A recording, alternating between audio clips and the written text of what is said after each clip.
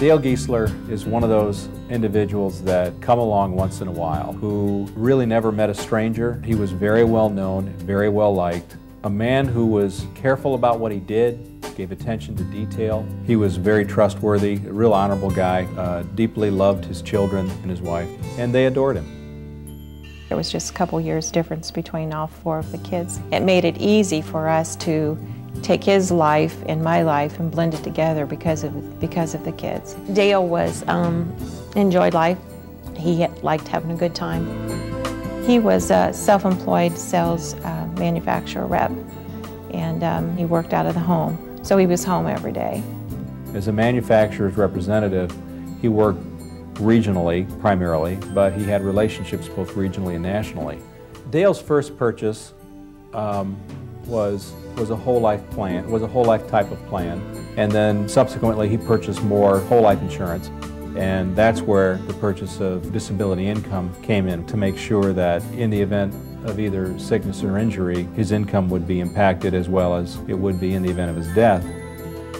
He always had a dream to build a certain kind of house. He wanted a log cabin.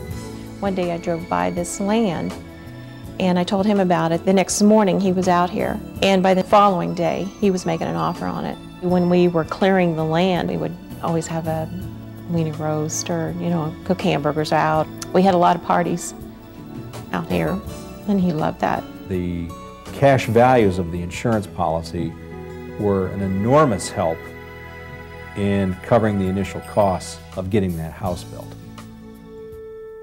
He was diagnosed later that year in November that he had CLL. CLL is chronic lymphatic leukemia. In 2001, Dale got very sick, and it was at that point that we had to apply for the benefits that were available under his disability income insurance. After some careful consideration, he and Diana flew to the Anderson Clinic in Texas, and he was given new hope by the physician there. Everything that we had heard about CLL, that was the place, the research hospital there, had the new ideas and the aggressive ideas, and so he decided to give them a try. We knew it was a long shot, but he wanted to try. And with the disability, it gave us the ability to do that. Because knowing that disability insurance was coming in every month, I was able to take time from my work to stay with him, because obviously he was in no shape to be left alone. So he underwent the chemotherapy, and through the administration of that, he contracted sepsis. And he just didn't have anything in his system, because chemo just, kind of takes you down to nothing. And he just didn't have anything in his system to fight back. Dale passed away in November 2003 at the age of 55. Dale had succumbed to the blood infection.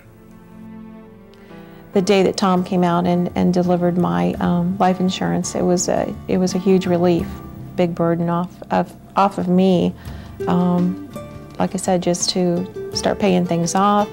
I was able to do some things that I'd been wanting to do for a long time that I wasn't able to do with Dale being sick, and not knowing about your finances. That's the one thing with, when you have someone terminally ill, you don't know where you're going. You can't make a plan for the future because you're not sure.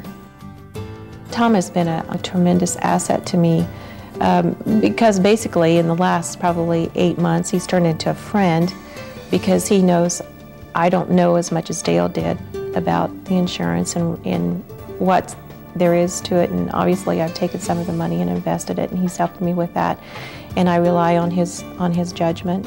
And he was there in the beginning when Dale really started getting sick, and he's still there for me now.